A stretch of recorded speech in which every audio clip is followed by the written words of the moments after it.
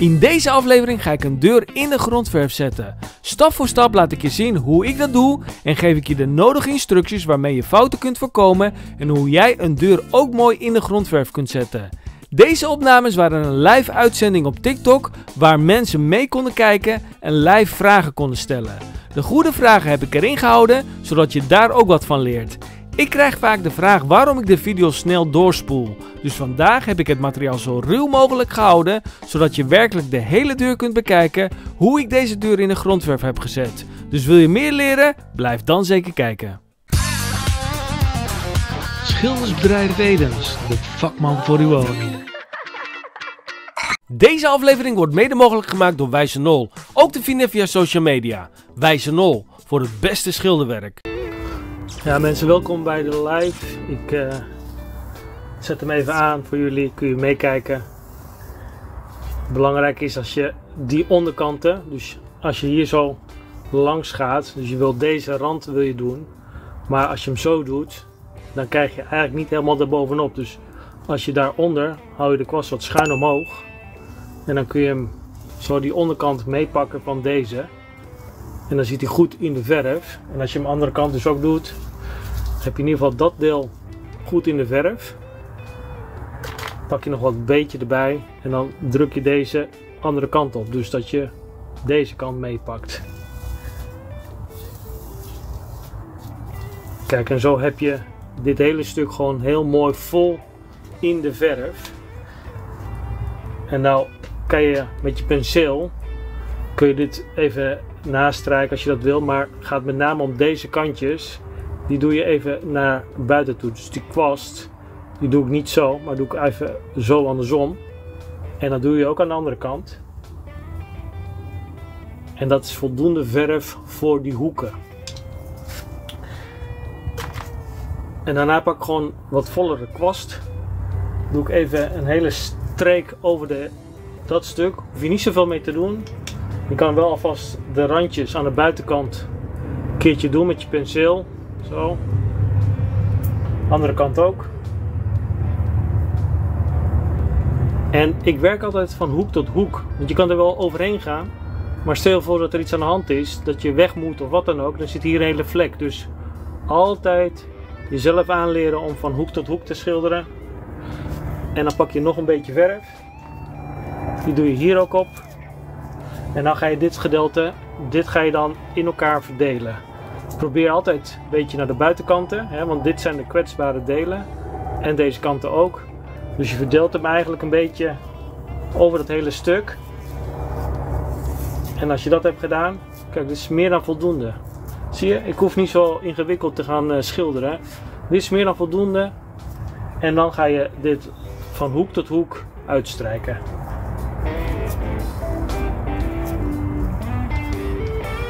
Zie je, dat is meer dan genoeg. Dit is de grondverf wat je nu trouwens ziet.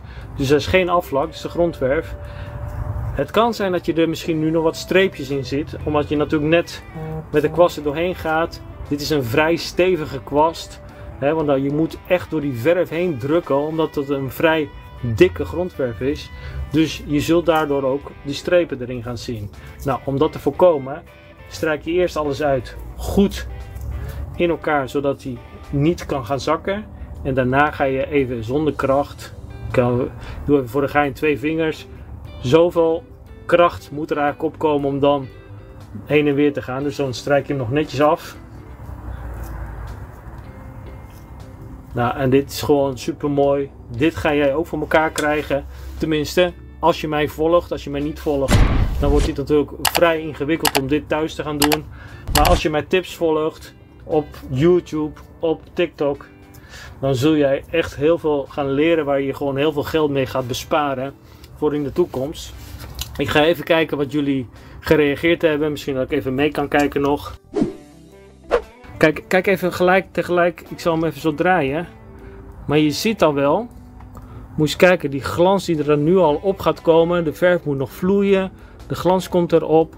En dit wat ik hier heb gedaan, deze hele deur, die ga ik je nog helemaal laten zien hoe ik dat heb gedaan. Dus op mijn YouTube kanaal ga ik dat straks later nog helemaal tonen. Want deze deur is helemaal kaal geweest. Maar ik heb deze laag met 320 P320 schuurpapier nu geschuurd. En dit is de derde laag die er nu op komt. Deze is de derde laag. Daarna ga ik dit nog afmatteren. En dan ga ik hem aflakken. Dus maar dan weet je even hoe dit er nu uitziet. Even kijken wat jullie hebben gereageerd. Niet best geschuurd. Nou, dat is wel best geschuurd. Want het is gewoon P320 wat erop zit. Maar elke krasje die je anders doet, lijkt dan weer anders. Maar dit is nog steeds de tweede grondlaag. Dit is de derde. P320. Hierna, als die klaar is, ga ik hem matteren. Nou, dan komt hij met P600. Wordt hij dan helemaal mat gemaakt. Nou, dan gaat hij echt wel glimmen. En als je nu al die glans ziet, dan zul je zien dat hij met de aflak nog beter gaat glimmen. Verdeel gewoon met een rolletje en kwast. Ja, nou dat kan. Je kan allerlei verschillende manieren doen. Je bent niet verplicht om iets te doen. Alleen met de kwast zul je ook zien dat er veel meer laagdikte op gaat komen. Waarom 4 lagen? Omdat deze deur heb ik helemaal kaal gemaakt. En dan wil ik hem echt goed opbouwen. En juist met die 4 lagen, als je de eerste laag doet, doe je hem eigenlijk heel dun. En dat is meer om het in te laten trekken. Maar als jij vervolgens een tweede laag gaat doen, dan wil je de eerste laag misschien al een stukje uitschuren. Dus de laagdiktes worden eigenlijk niet heel veel. En als je dus meerdere lagen aanbrengt, dan krijg je dus dat als je 3 lagen grondverf hebt, dat je die laatste laag ook veel mooier kunt uitschuren. Want als je hier gewoon naar kijkt, dan zie je ook dat het echt dik in de verf komt te zitten. En als je dat nog eens een keer gaat matteren en dan af gaat lakken, ja, dan krijg je gewoon echt een mooie deur. Dat zul je ook gaan zien straks op mijn YouTube kanaal als ik die deur helemaal ga aflakken. Nou, ik ga hem even weer verder op de deur zetten en dan kan ik weer een stuk gaan doen. Het is alleen jammer dat ik niet dit nu wat kan uitzoomen, want ja, dan moet ik wat verder gaan zetten. Misschien dat ik dan wat meer kan zien van die deur, zoiets. Dus dit kun je met de penseel doen als jij nog niet zo vaardig bent. Of je doet het met een kwast. Het is maar net wat je wilt. Als je niet te wild wil gaan doen, dan kan je dat met de penseel doen. Ik geef soms de voorkeur aan om gewoon dat met de penseel te doen. Rustig langs die zijkantjes. Zorg dat je daar verf hebt. En straks, als je dan deze kant gaat doen, dan doe je hem eigenlijk voor de tweede keer erlangs. Ook voorzichtig erlangs. En dan hebben die hoeken gewoon meer verf. Waardoor die ook veel steviger zit, want je zult zien dat hij heel vaak hierop breekt. En nou geef je hem dus eigenlijk echt voldoende verf. De zijkantjes naar buiten. Andere kant ook. En dan kun je nu de onderkanten gaan pakken.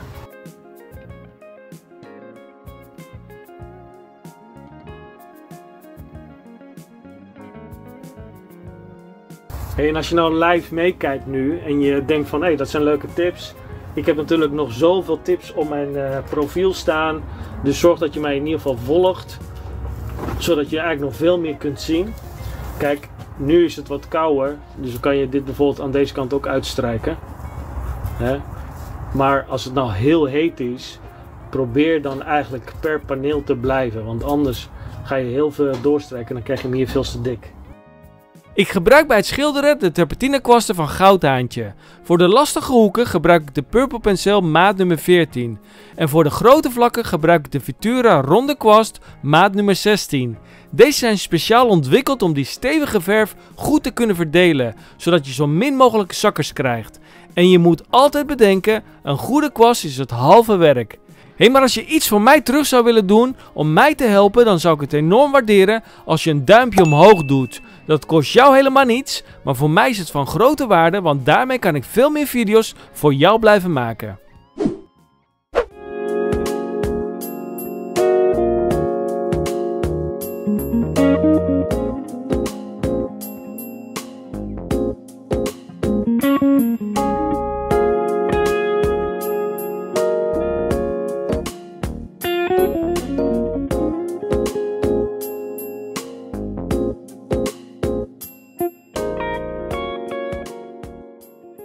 Nou, dan kun je eigenlijk hierna de bovenkant gaan doen.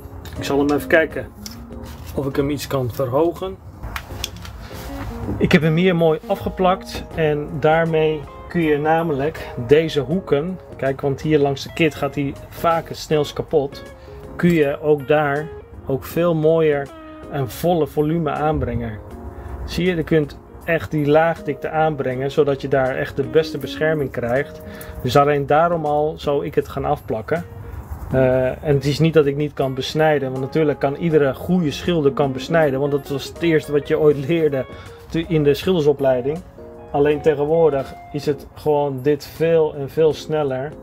Je ziet ook, je kunt gewoon ook sneller met die kwast er doorheen. Hè? En als je dit 4 lagen moet doen, 4 lagen heel langzaam moet besnijden, is het natuurlijk veel meer werk dan als je er nu in 4 lagen met die tape er doorheen kan gaan. Die tape kun je gewoon laten zitten, de hele klus lang, totdat je klaar bent en dan pas haal je hem eraf.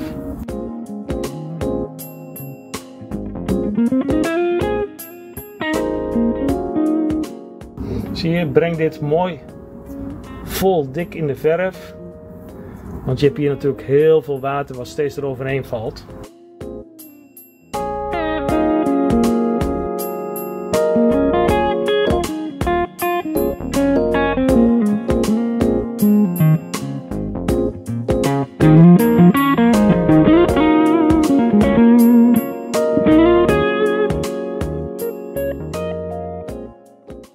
Bij dit gedeelte, dus zeg maar de laatste plank hier, is het heel erg belangrijk dat je ook echt deze slag naar boven, zo, zodat je dit randje wat hierop zit, dat die goed in de verf zit. Dus ik doe meestal even goed, zie je dat? Gaat die naar buiten, gaat die er overheen met haar. Nou doe ik het natuurlijk allemaal heel langzaam om je mee te laten kijken, maar in principe gebeurt er dus dit, dat je steeds eroverheen valt, zie je?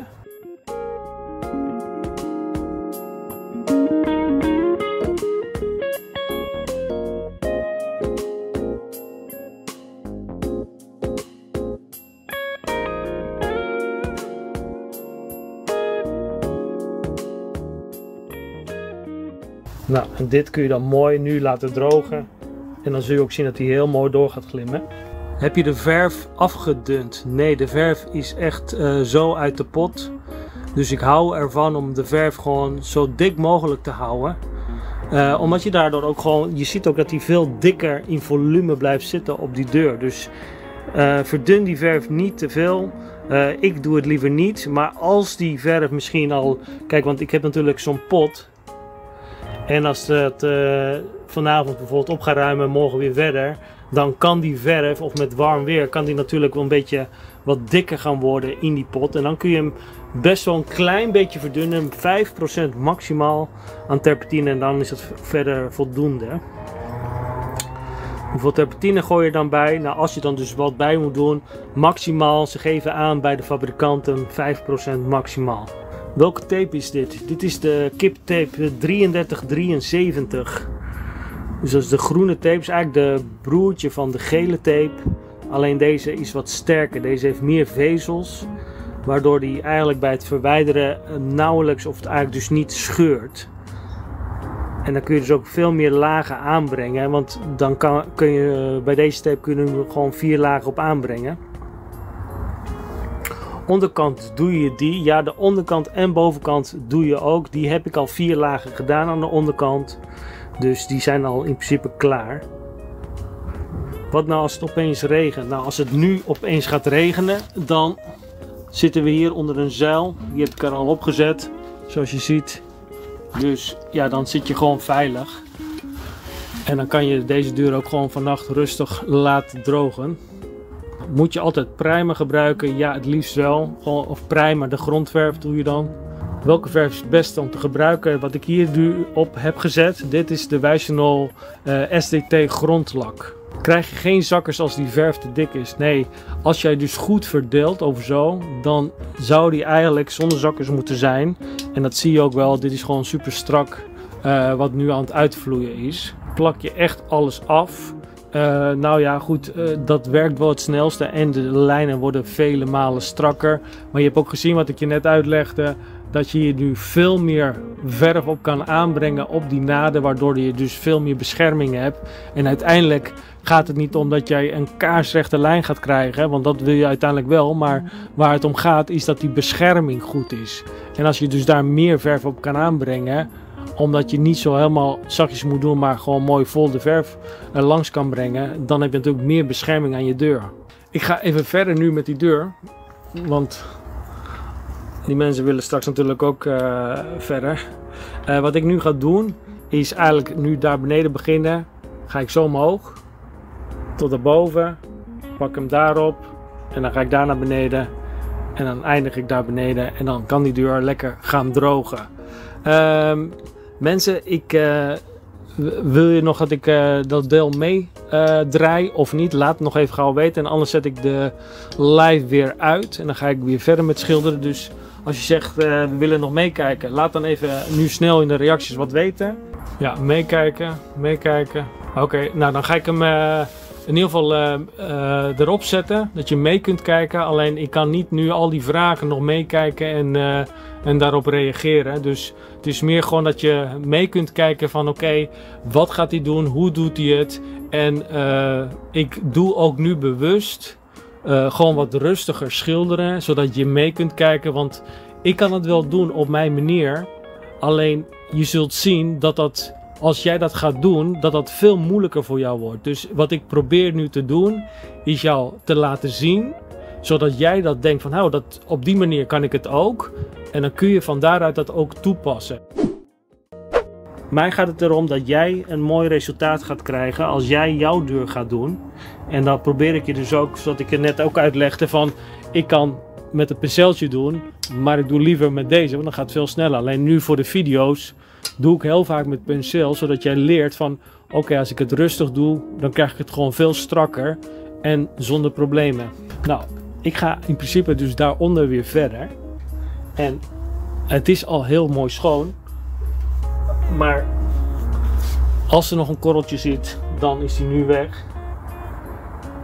Kijk, en dat is ook de reden waarom ik zeg van als je dit al had gedaan, dan kan je dus nu weer rustig daar nog een keer langs. En dan hebben die naden echt veel meer verf gekregen.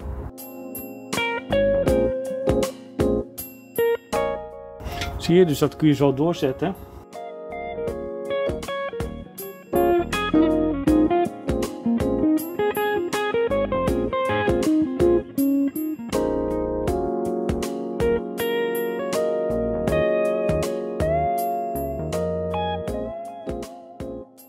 Nou, dan pak je bijvoorbeeld weer je penseeltje en dan doe je onderin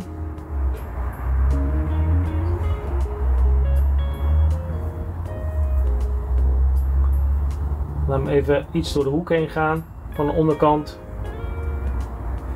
Wat je nu eerst moet doen is, als je dat hebt gedaan, pak je even je pot, je penseel en die strijk je even op een apart plekje even weg.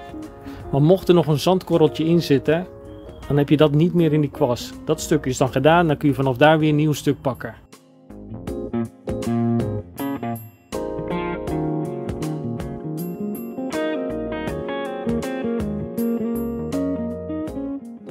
Zo, mijn kwast is dan nu mooi schoon weer.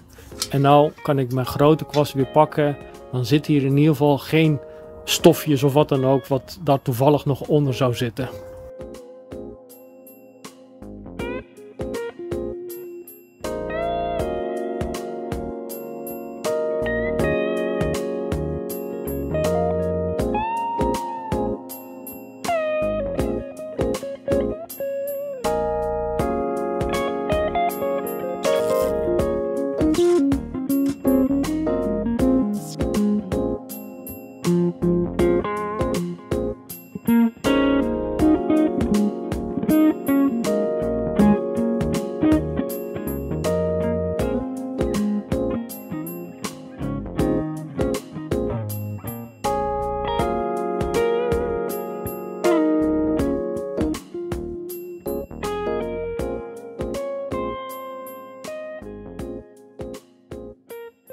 Een van de fouten die heel vaak gemaakt worden is dat ze korte slagen doen. Zie je? Dan ga je al die aanzetten krijgen. Dus probeer, nadat je het verdeeld hebt, ga je zo lang mogelijke slagen maken. Zodat je die aanzetten helemaal kwijtraakt.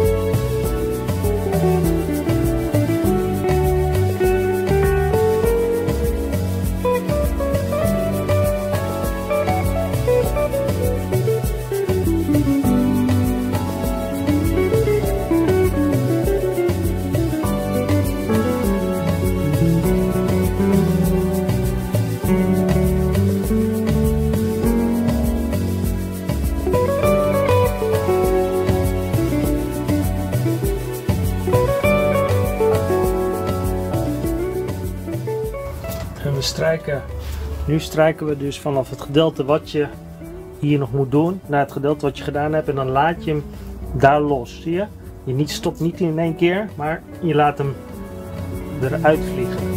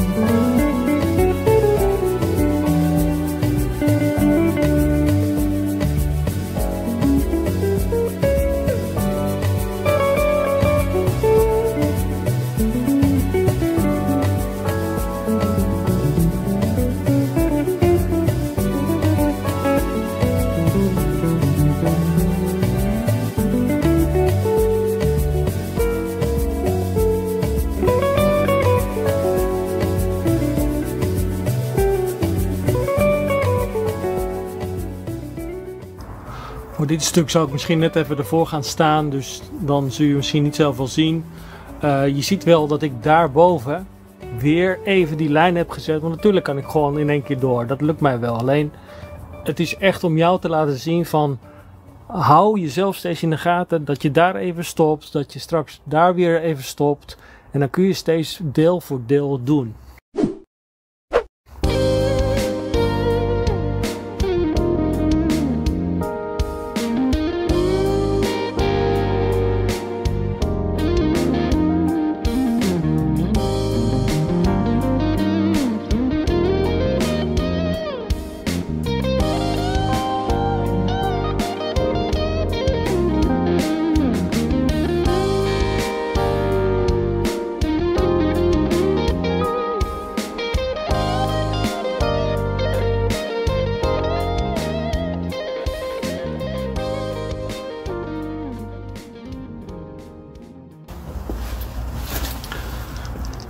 Nou, je ziet het hoe je dat ook kunt doen.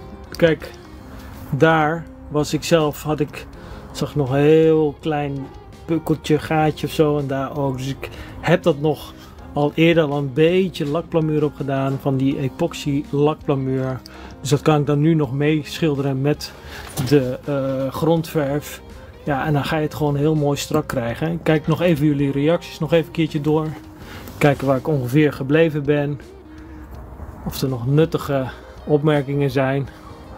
Of dat er alleen maar topschilders hier aan het kijken zijn die al het beter kunnen dan dat ik dat kan natuurlijk. Zoals altijd.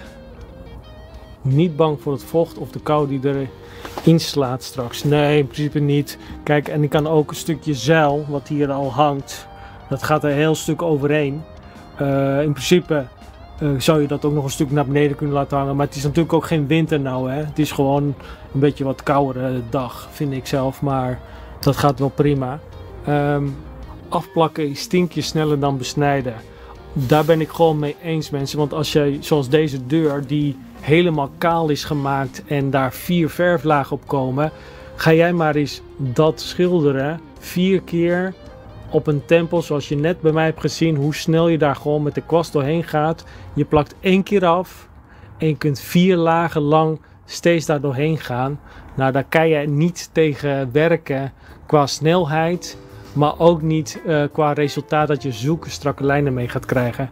Dus mensen die zeggen dat ze strakker kunnen schilderen, die lijnen, zonder plakband, die staan gewoon te liegen. En anders maak je een filmpje en dan tag je mij erin. Maar ik durf te wedden dat ze dat niet voor elkaar krijgen. Als je de deur nog een beetje open doet, ja, dat klopt. Ik heb een klein wichtje daaronder gezet, als je hem zo ziet, daar. En vanaf deze kant lijkt het natuurlijk niet zo heel veel ruimte. Maar als je hem iets dichterbij zet, dan zie je wel, er zit nog wel iets ruimte tussen. Alleen, ja, het is ook nu voor de camera, want anders loop ik er steeds weer voor. Dat ik hem even zoveel mogelijk dicht hou. Maar wil je zelf wat zekerder doen, dan doe je hem even wat open. En dan kan je wat makkelijker langs dat kozijn schilderen. Als je gaat schuren, plak je dan de ruit af. Ja, dat zou kunnen. Ik heb deze deur gefilmd en bij de eerste laag heb ik dat gewoon zo meegedaan, omdat ik hem even snel wilde doen.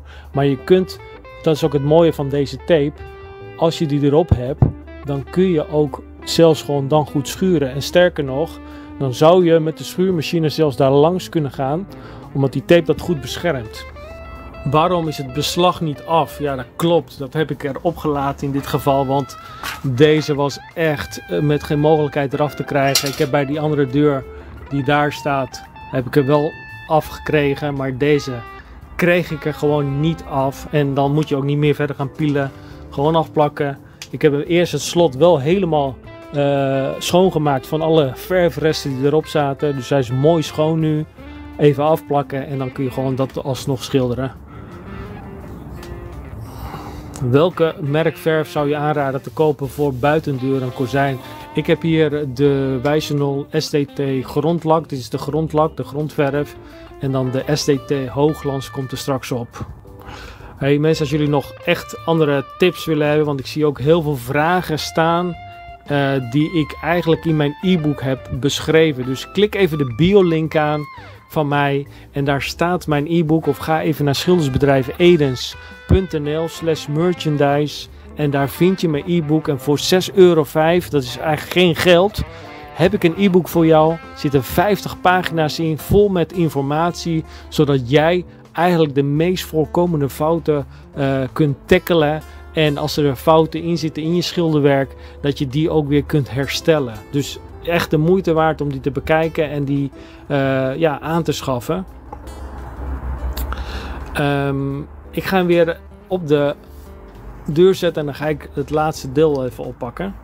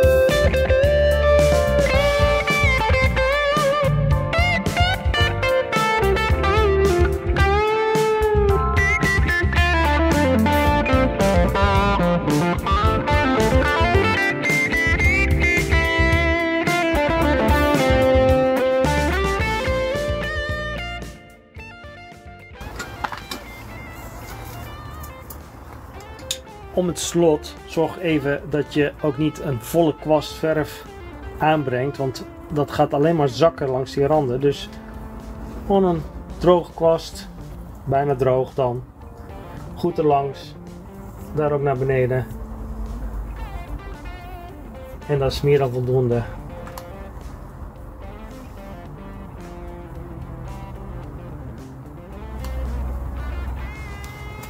Ga niet zo omhoog doen. Kijk, als je het zo doet, want dan gaat hij daar dus zakken. Dus dat moet je niet doen. Je laat alles zo naar beneden. En dan deze ook zo mee. En dan kun je nog eens een keer het zijkantje zo doen. Maar dit zoveel mogelijk naar beneden. En dan heb je daar ook geen zakkers.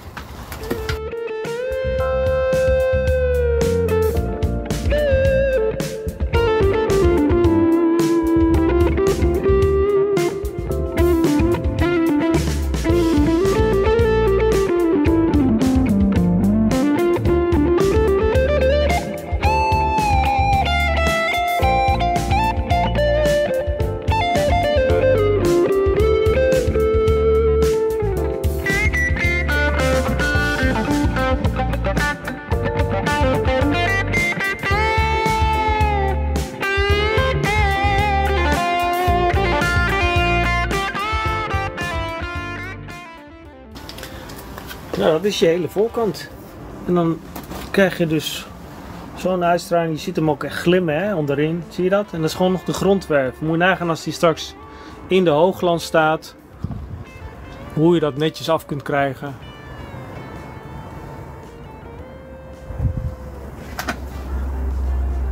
De bovenkant en onderkant, die heb ik al in de verf zitten. Er zijn al meerdere lagen. Onderkant heeft al zelfs 4 lagen gehad. Dus dat hoeft nu niet. Alleen nog de zijkantjes ga ik dan pakken. Maar ook die wil ik niet te dik hebben nu. Dus die... Kijk, want ook die onderkant heb ik al echt al meerdere lagen in de verf gezet.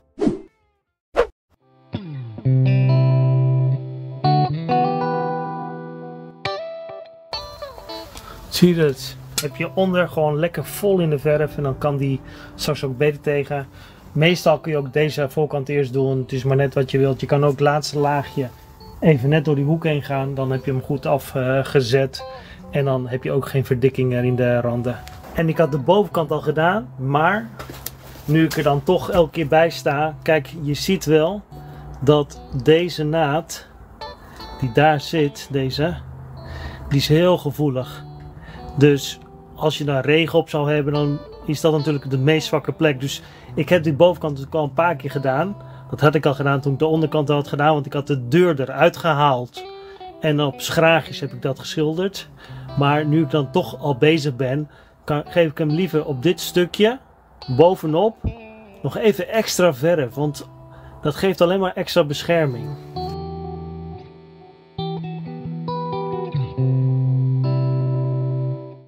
Kijk, en nu zie je wel, als ik je even meeneem naar boven, even mijn camera draaien, zie je wel dat hij hier net weer extra verf heeft gekregen. De hele kant is al gedaan, maar dit stukje hier, vooral deze naden, die zijn heel erg kwetsbaar. Dus geef het even extra verf, zodat jij dat net even wat beter vol hebt in de verf. Ja, en dan krijg je gewoon een deurtje heel mooi. In de video die in het midden verschijnt zal ik je laten zien hoe ik de verf helemaal van de deur afhaal en alle houtrootreparaties heb uitgevoerd. Ik leer je stap voor stap hoe je de deur weer helemaal netjes kunt maken. Geef me zoveel mogelijk duimpjes omhoog en abonneer je snel voor veel meer leuke tips. Ik zie je snel in de volgende video. Adios!